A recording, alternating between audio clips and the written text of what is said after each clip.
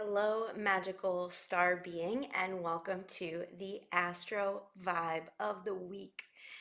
It is the final days of December, and the huge feeling that comes up for me about this transition from December going 2024 into 2025 is that the 30th of December is new moon in Capricorn.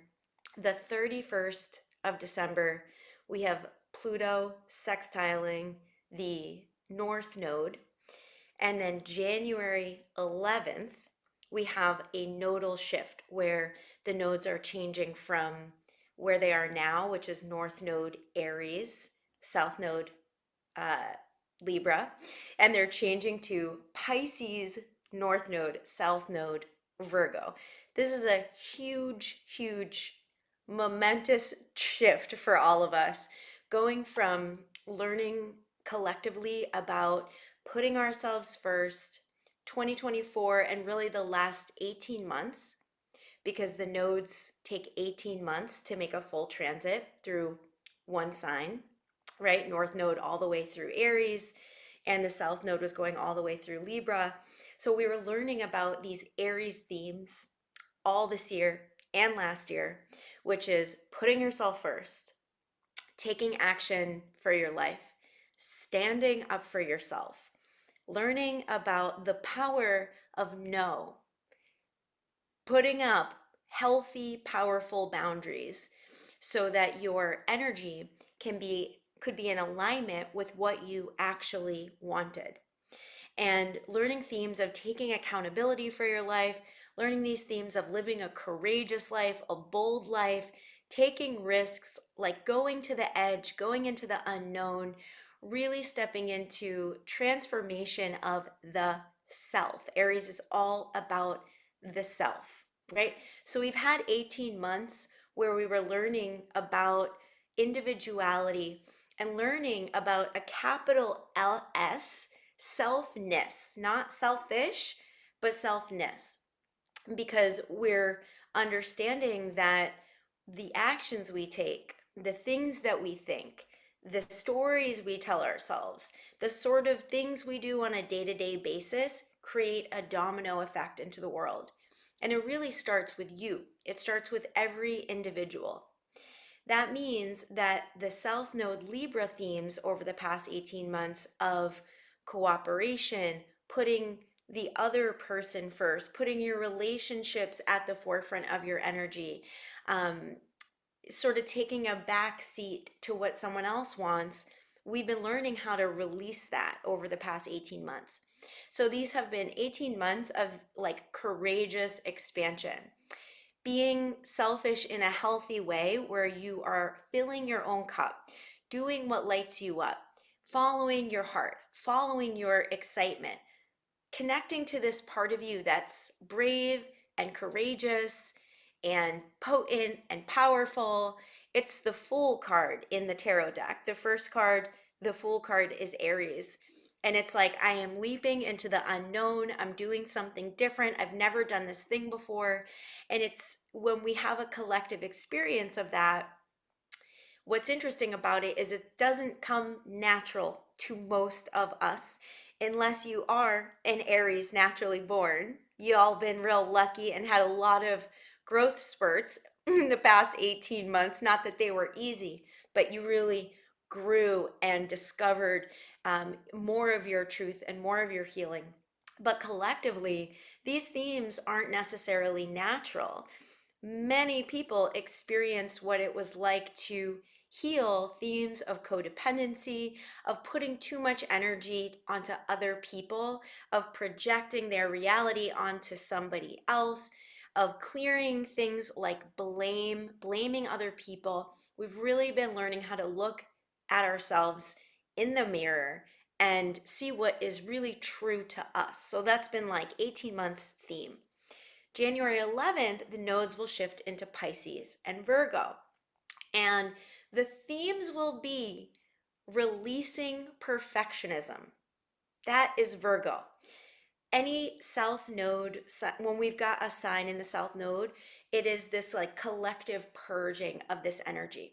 So as we shift into 2025, the energy is going so much into cultivating connections of healing, cultivating connections of oneness, where our differences collectively, individually, in our communities, with different groups of people, like what's coming up for me right now is politically, we have this massive sort of divide where it's like us against them and they're bad and they're wrong. And with the North Node in Pisces, the cosmic goal is to dissolve some of those differences and lead from a place that's more heart centered, more compassionate, more understanding, more forgiving. So the next 18 months from 2025 all the way through to 2026, we will have this opportunity to dissolve our differences, to take a more compassionate stance in our lives, to be more loving, to dissolve some of these barriers between us against them, and have more like unity and connection to oneness. Pisces is also about the other realms, the unseen world, our intuition, things that are not tangible, things you can't actually like hold in your hand, and so much more about connecting to something greater than just ourselves and seeing this bigger picture, this bigger connection of how all of us are united together on this entire planet. And now I'm getting this message of whether or not these drones, UAPs, whatever they are, whether or not they're real, um, we are having this experience of everybody is seeing them on the planet. It's sort of like when there was the aurora borealis and everybody was coming out in unity to connect to this one thing that was outside of the planet Earth. And it's a similar thing where there's going to be these themes where we are really pulled to have global experiences and be more connected and in oneness together. And events may occur that will help us dissolve our separation. In your personal life, your spiritual practice is going to become even more important because Pisces is intuition, it's inner world, it's the element of water. And in order to tap into that divine energy, there has to be a practice that is set in play, where it is part of your daily ritual, your daily magic, where you are called to do the kind of things that are going to support you feeling really tapped in, really connected to divine energy. So that could look like starting a new ritual of meditating or doing yoga, or doing mantras, or sitting in silence just for a minute with your breath, whatever it is. Collectively, we're going to rise to um, a stronger spiritual practice, and that's going to make each of us individually stronger internally. It's going to amplify your electromagnetic field, which also has to do with your health and your ability to have a strong boundary around you that is filled with like health and light and longevity and vibrancy, so that any negative forces around you cannot get in. That's part of why we do a spiritual practice. It's like spiritual hygiene. The more you connect internally, the stronger, it's been proven, your electromagnetic field, otherwise known as your auric field, the stronger it gets. That's why in abracadabra astrology, we have a very solid Kundalini practice, because the goal is amplify your field so that the good stuff amplifies and stays in, and the things that are negative or toxic or just not for you stays out of your field. So that's going to be a theme collectively and individually that we will be learning about how to create healthier, stronger boundaries in a way so that we have these feelings of connection and these feelings of purpose and these feelings of oneness and love that you can only get by doing certain practices or by serving other people. Like you can expand your heart field by breathing into your heart, by meditating, by doing yoga. You can also expand your heart field by working with people who need your help, but in a way that fills your cup. I'm thinking like going to the homeless shelter on Thanksgiving, or working with a donation center, things like that. Things where you are engaging in charity and you're amplifying and opening your heart because you're doing things to serve others in need. That's part of the Pisces karma, is that they're by being on this planet, we are choosing to come down to a place where there are people who have privilege and who have everything they need. They have a roof over their head, they have food, they have water, they have shelter, and there are people who don't have that. And part of the Piscean frequency is, how do we serve those people? How do we use the privilege that we have to help others? And that could be financial, it could be time, it could be energy, it could literally be sitting in meditation, sending love out to those in need. Okay, so these are the two themes that are transitioning. It's going from like super selfish Aries in the best way, learning how to like take life by the horns and live a life that's in alignment with your values and be really brave and courageous and do things that are hard and challenging and push yourself to the edge. That's Aries. Aries loves a challenge. Now we're shifting into Pisces, so different. Now we're going into like love and oneness, connection, other realms, intuition, and service to others. So that's the shift. On December 30th, we have this new moon in Capricorn.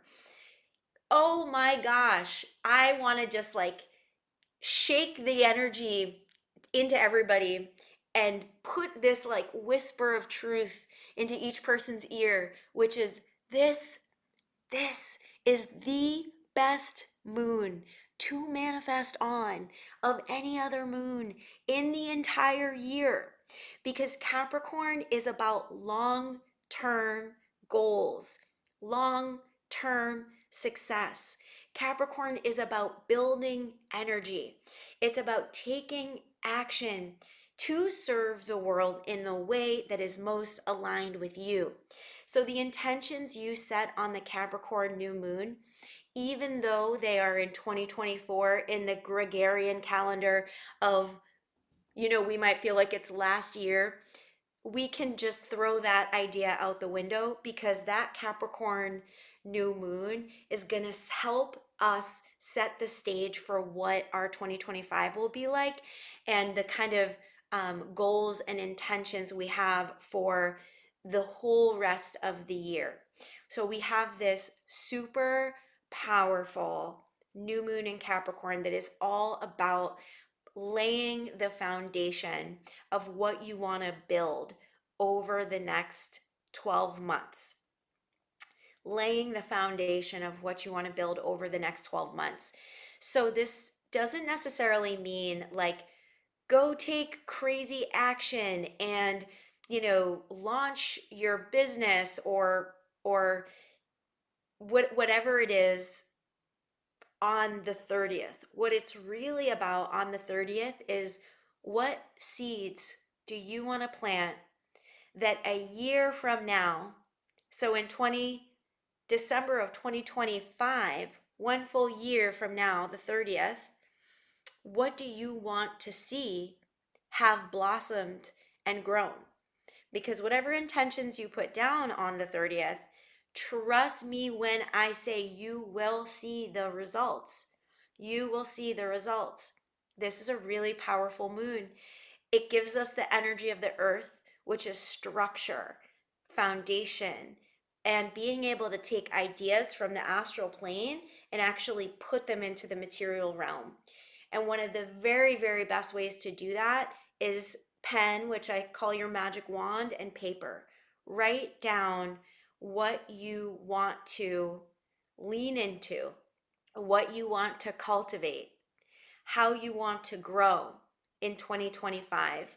Write that down on the 30th of December to see the most powerful results from that. And then when we get to the summer solstice, which is going to happen in June, we will be able to look back at winter solstice to 12/21, that new moon intentions that you planted, and you'll be able to see what has been cultivated. The idea is not just to set the intentions and forget about it. The idea is to set the intentions, and as the months go on, keep looking back at your intentions and then take action on those intentions. You can always go back to what you wrote down. That's what astrology is all about. It's about writing down what you want or what you are learning or how you are healing and getting a pattern of it. So you're able to look back a year from now, you're able to look back and see how you've grown and you're able to build upon it as the year goes on. I love this moon. It's also coming a couple days after my birthday. I'm a Capricorn. I totally get the energy of building. It takes time. We often want to rush through things, or we want to just want something and have it just show up at our feet. And that is not the way that the earth realm functions. And we are on the earth realm. The energy is slow down here. So we want to cultivate trust and understanding that really, like, the best things take time to percolate, take time to grow. And when we want something and it doesn't show up right away, it's not necessarily about us. It oftentimes is about our journey and the timing of our journey. So when you plant these seeds of intention and you call in what you want, really understand that the journey that you're on is not necessarily going to fit in the timeline that your ego wants it to fit in. And this is a very Capricorn idea because Capricorn rules time. It rules the clock, the slow ticking of time. And oftentimes, what we get confused on this earth plane is I want something, it's not showing up, maybe it's not for me, or we start to have all these limiting beliefs and all these doubts, when in reality, time needs to unfold. There's usually things that we get to learn on the way that prepare us to receive the thing that we want. So we really want to buckle up on this journey with patience. It's like we're sitting in our patience car. We're gonna put on our patience seatbelt. We're gonna put some good music on and plant our intentions and get on the road we want to get on and do our best to have a damn good time while we're on the ride. Capricorn's not the end result. It is the slow, dedicated, steady journey where we're just continuously aiming our energy, aiming our heart, aiming our focus into the growth that's unfolding. Now, this new moon is totally supported by Pluto, which is going to sextile and trine the North Node and the South Node, which are still in Aries and Libra, the following day. Okay, so we're going to have Pluto making a harmonious aspect to the nodes of the moon the day after the new moon and the night of New Year's Eve. This is a fortuitous, like omniscient, beautiful sign of the transition into the new year because Pluto helps us cleanse, clear, release, transmute what is not serving. So it's like all the old, outdated programs, all the unhealed wounds at the very last day of 2024, they are getting like squeezed out by Pluto rubbing up, giving energy into that South Node, saying, we are really done with these Libra themes. We are totally done with our codependency, with our not speaking our truth, with our playing small, with any way that we hide ourselves. And the North Node Aries is just getting this like amplification energy from Pluto, which is like, this is your like last evolution of showing up, shining your 100% authentic light, letting your freak flag fly, like being 100% authentic. This is me. This is who I am. This is all the different parts of me. And wherever I'm at on my journey, I'm showing up authentically. I'm sharing my voice. I'm sharing my truth to the best of my ability. I'm going to show up and be myself. And that's the energy, boom, that takes us into New Year's Eve, into 2025. So even though in the astrological calendar, the new energy begins in spring, in March, right? Because that's when we have Aries season. The truth is, this is a really potent shift of the year that I haven't felt probably ever. I don't think I've ever felt this connected to the shift of the year. And it's because we have that new moon at the end of the year, followed by that Plutonian cleanse of the North and the South node, followed by January 11th, the nodes of the moon shift, and we get a completely different collective energy that's all about oneness and love and connection, spirituality, truth, growth, oneness. It's going to be a beautiful 2025. I'm so excited for it. We have so many things shifting, so many planets changing signs. I'll talk about that in some upcoming videos. For now, have the most beautiful New Year's. Oh, have the most beautiful holiday season, Christmas, Hanukkah, Kwanzaa, whatever you celebrate. Enjoy it. I'm sending you so much love. Um, have a beautiful new moon. Have a beautiful shift into the new year, and I'll see you on the other side. So much love.